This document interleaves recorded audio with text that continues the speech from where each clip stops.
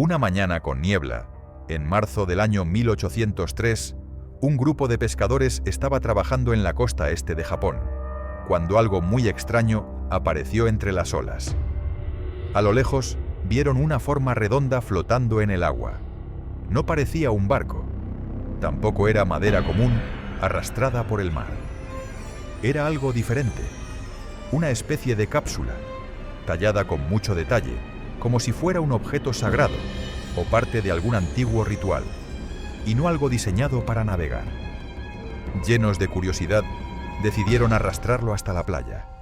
Y fue ahí, en ese lugar apartado, rodeado por la bruma, donde comenzó uno de los misterios más extraños y antiguos de la historia de Japón. Un misterio que aún hoy, más de 2 siglos después, sigue sin explicación. Así que ajusta bien el cinturón, porque estamos a punto de sumergirnos en un misterio que te va a dejar pensando. Pero antes de empezar, ya lo sabes. Dicen que trae buena suerte si le das me gusta y te suscribes antes de que termine el vídeo.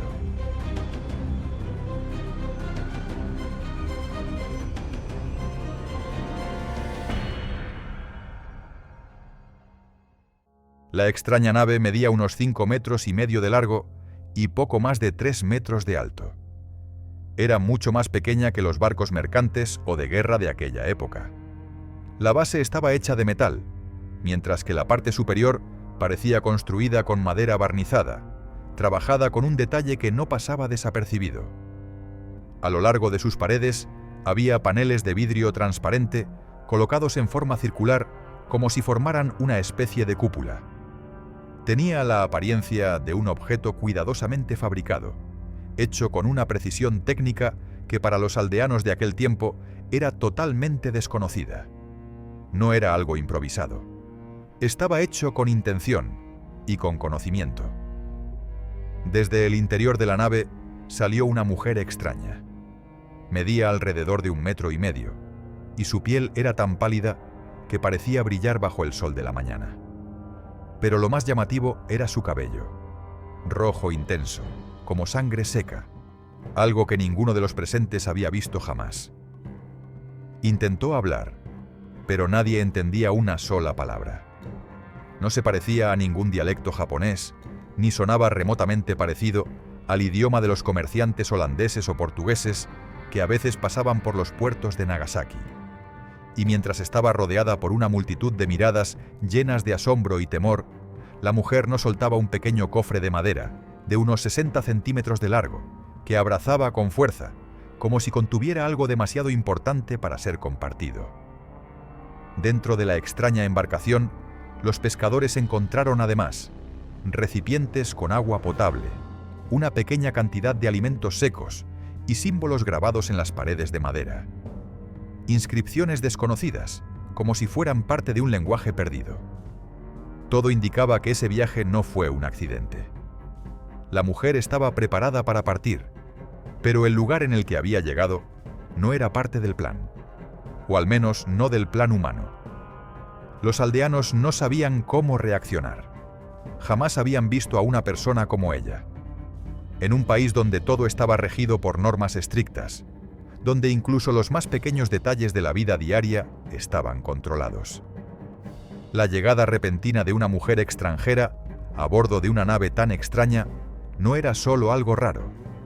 Era algo que los colocaba en una delgada línea entre la fascinación absoluta y el miedo más profundo.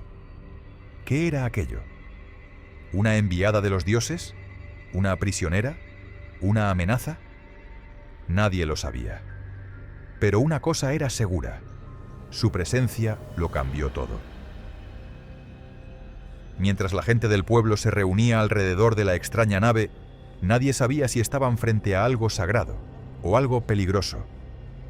La mujer, mientras tanto, seguía en completo silencio, sentada, con los brazos fuertemente envueltos alrededor del cofre de madera. No hablaba, no se movía, solo observaba, como si supiera algo que los demás no podían comprender. Fue entonces cuando un anciano del pueblo dio un paso al frente. Era uno de los más respetados del lugar, un hombre que había pasado toda su vida en esas tierras, y que guardaba en su memoria historias tan antiguas como el mar que los rodeaba. Se detuvo frente a la mujer. La miró durante un largo instante, en completo silencio. Y luego dijo algo que hizo que todos contuvieran el aliento. Hace muchos años, escuché un relato casi igual a este. Una historia que hablaba de una mujer como ella y de una caja que jamás debía ser abierta. El anciano comenzó a relatar una antigua historia, una que muy pocos recordaban y que hasta ese momento muchos creían que era solo una leyenda. Hablaba de una princesa extranjera, obligada a casarse con alguien que no amaba. Pero ella, en un acto de valentía, se atrevió a desobedecer. Eligió el amor verdadero por encima del deber. Su castigo fue brutal. Su amado fue ejecutado y a ella la condenaron al exilio eterno. Según el anciano, la caja que la mujer abrazaba con tanto fervor podría contener el último vestigio de ese amor perdido, la cabeza de su amado. En cuanto pronunció esas palabras, un escalofrío recorrió el cuerpo de todos los presentes. Nadie se movía. Nadie decía una palabra.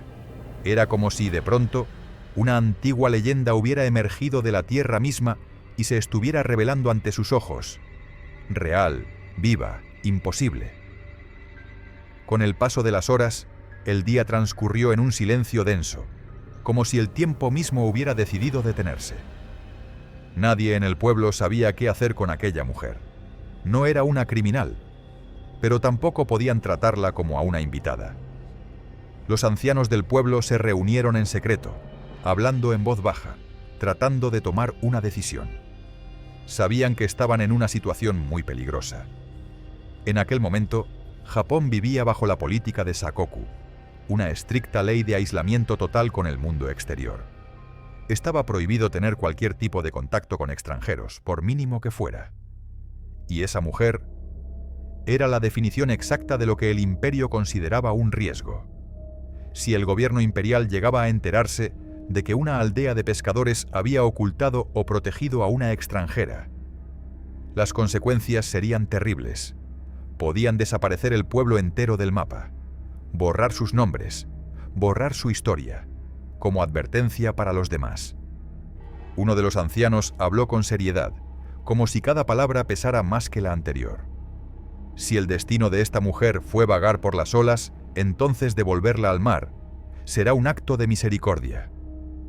Y con ese pensamiento, la decisión fue tomada.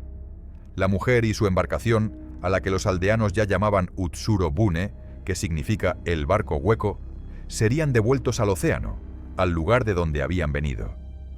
Con cuidado, arrastraron la nave hasta el agua.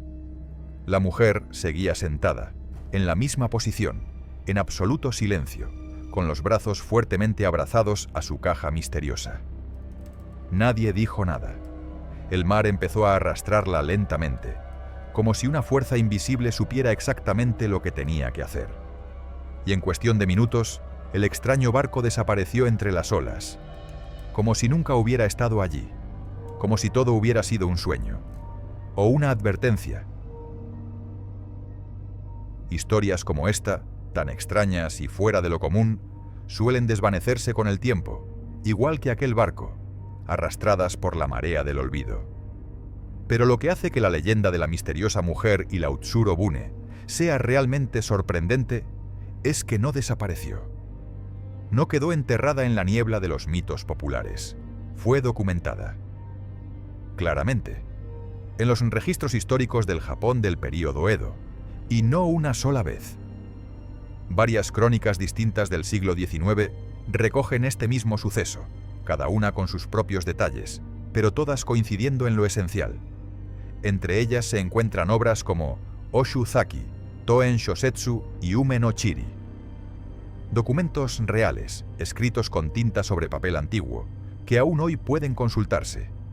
Y ahí está, la historia de una mujer que apareció del mar y desapareció del mundo, como si fuese parte de algo que no debía ser entendido. Al menos no todavía. Cada uno de estos manuscritos contiene ligeras variaciones, como si la historia hubiera llegado a distintas costas, y hubiese sido contada por voces diferentes, con matices propios de quien la escuchó. Pero hay algo inquietante. Los elementos esenciales no cambian. Siempre aparece la extraña embarcación circular, la mujer pelirroja, de piel luminosa, el idioma imposible de entender, y por supuesto, la misteriosa caja que nadie podía abrir. Demasiadas coincidencias, demasiada precisión, para ser solo una leyenda inventada. ¿Qué es lo que en realidad ocurrió aquella mañana de 1803?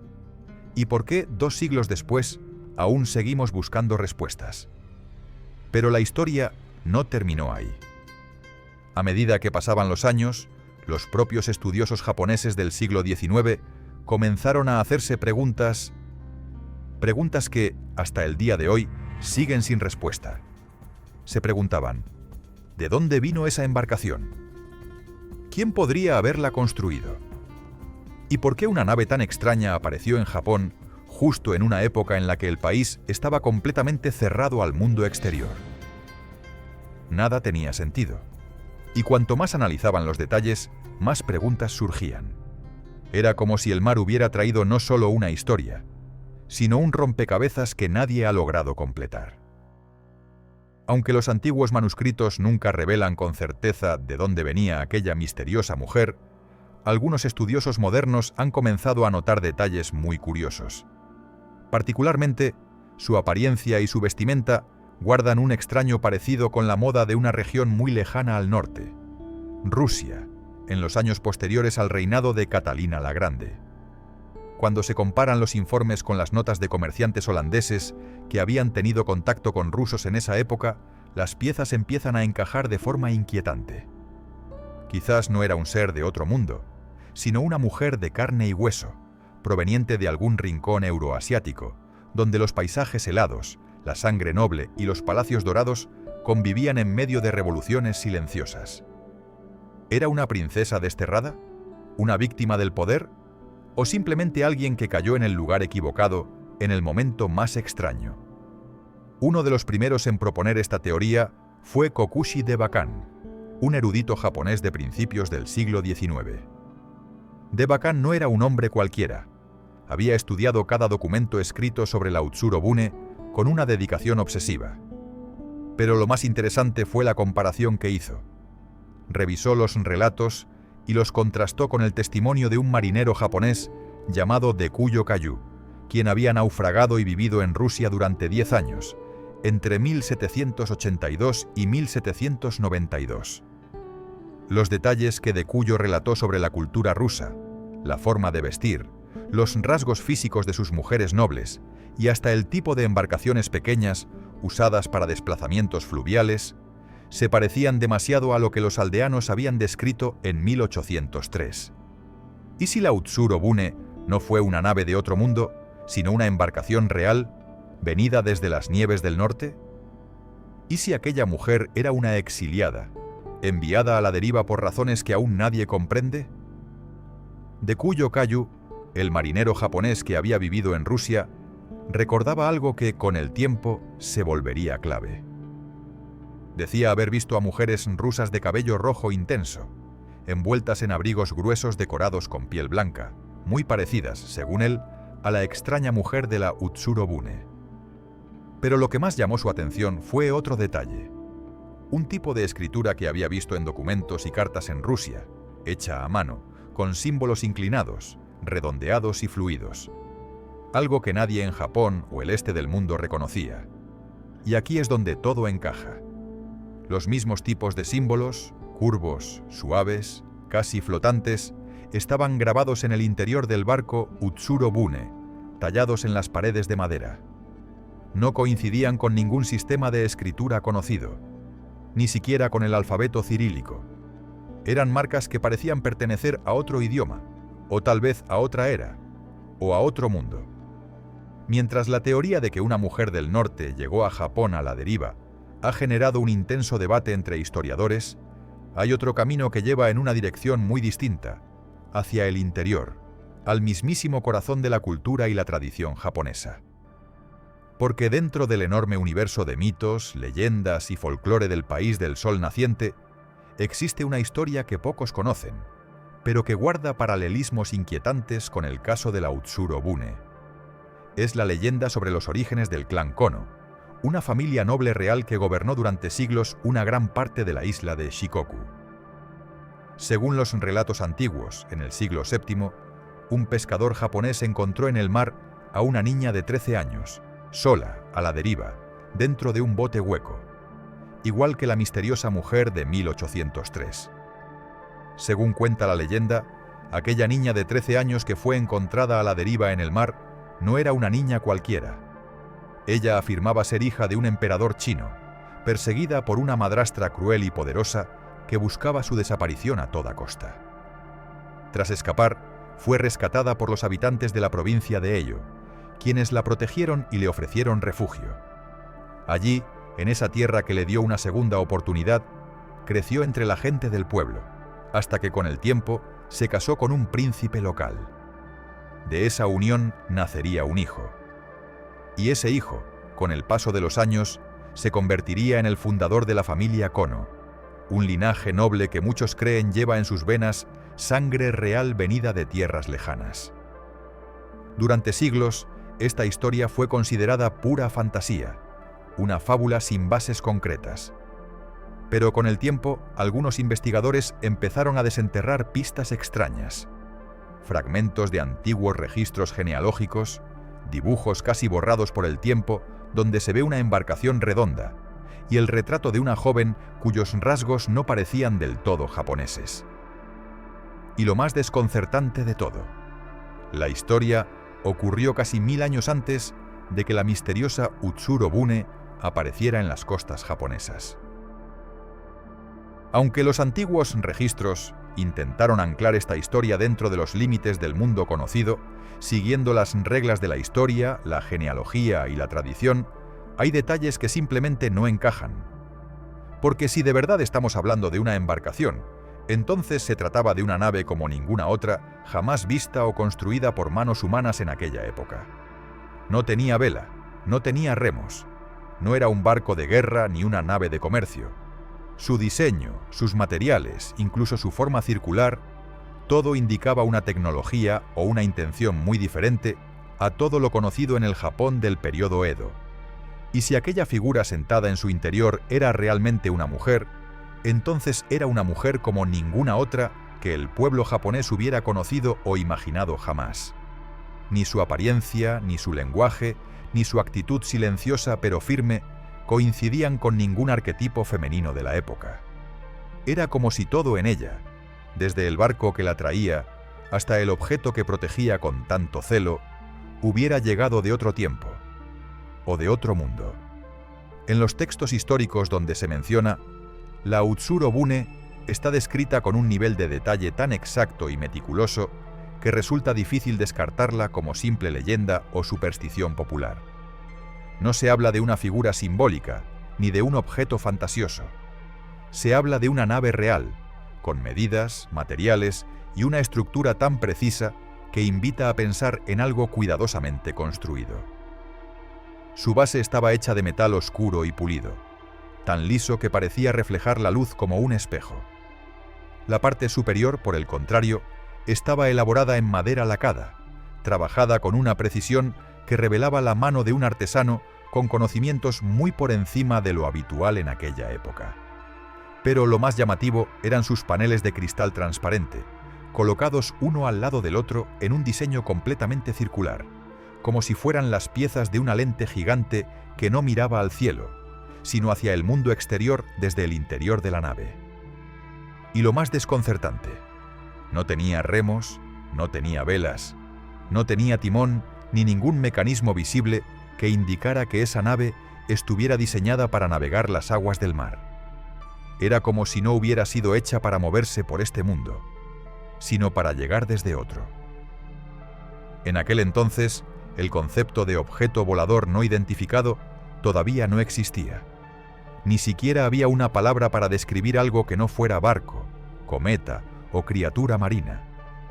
Y sin embargo, las ilustraciones de la Utsuro-bune, dibujadas en manuscritos japoneses del siglo XIX, muestran una forma inquietantemente familiar para nosotros hoy en día.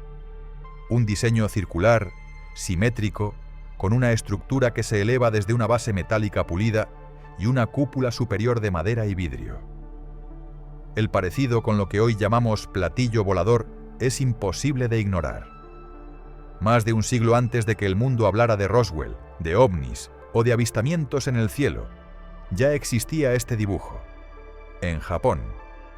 Y fue entonces cuando surgió una nueva teoría, una idea que en su momento parecía imposible, pero que con el tiempo empezó a cobrar fuerza. ¿Y si esta nave no venía de otro país, sino de otro planeta? Han pasado más de 2 siglos desde que la Utsuro Bune desapareció en silencio, arrastrada por la corriente lejos de las costas de Japón.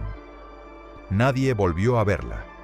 Nadie supo jamás qué fue de aquella mujer, ni de su misteriosa embarcación, ni del secreto que guardaba con tanto recelo en aquella caja de madera. Y sin embargo, su historia no ha desaparecido con las olas del tiempo. Curiosamente, no se recuerda como un simple hecho histórico, ni tampoco como una leyenda tradicional al uso. Permanece en un extraño punto intermedio, una grieta en la realidad, donde la lógica humana alcanza su límite y en su lugar empieza a hablar la intuición. Una intuición profunda, casi ancestral, que susurra en un idioma que nadie ha podido descifrar, pero que, aún así, nos hace sentir que aquello que ocurrió fue real. ¿Y tú qué piensas sobre aquella misteriosa mujer? ¿Fue realmente una princesa exiliada? ¿Una mensajera de una civilización olvidada? ¿O quizás la prueba silenciosa de un encuentro con algo que vino más allá de las estrellas, mucho antes de que tuviéramos un nombre para estas cosas? Si tienes alguna teoría, alguna intuición, o simplemente quieres compartir tu opinión, déjala en los comentarios. Me encantaría leerte y reflexionar contigo sobre todos estos misterios que el tiempo aún no ha logrado explicar. Gracias por acompañarme hasta el final de esta historia. Si quieres seguir explorando enigmas como este, asegúrate de darle me gusta, suscribirte al canal y activar la campanita para no perderte el próximo episodio. Nos vemos en el siguiente misterio.